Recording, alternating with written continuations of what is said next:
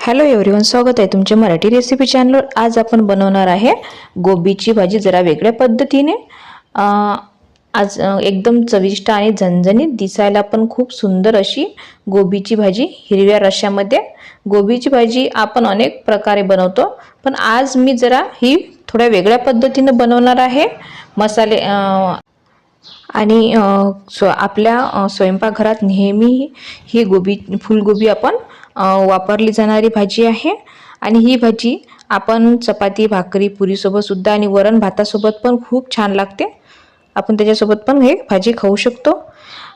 पण कधी कधी नेहमीच एकाच पद्धतीने करून करून कंटाळा येतो, म्हणून आज आपण गोबीला हिरव्या मसाल्याची आणि एक वेगळीच चव देणार आहे।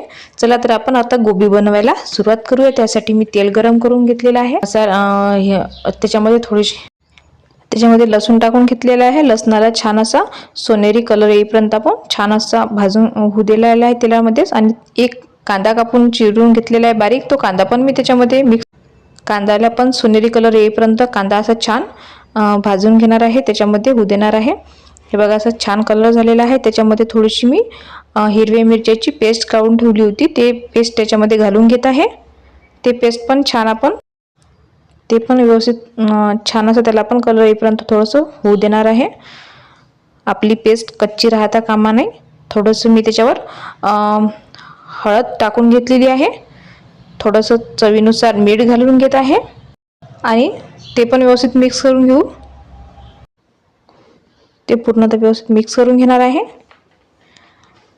आणि आता थोडीशी कस्तुरी मेथी घालणार आहे। कस्तुरी मेथीने छान टेस्ट येते गोबीला, कधी पण कस्तुरी मेथी घालायची। ते पण छान मिक्स करून घेत आहे। आता आपण छान बारीक चिरून स्वच्छ धुवून गोबी चिरून घेतलेली आहे, ते गोबी मी त्याच्यामध्ये घालून घेत आहे आणि सर्व व्यवस्थित मिक्स करून घेत आहे। आता मी थोडंसं त्याच्यामध्ये पाणी घालणार आहे, थोडं पाणी घालून अशा प्रकारे ही भाजी झालेली आहे। आता आपण हे 5 मिनिट थोडा वेळ भाजी छान अशी उकळी येईपर्यंत होऊ देणार आहे। भरपूर सारी मी कोथिंबीर टाकून घेतलेली आहे।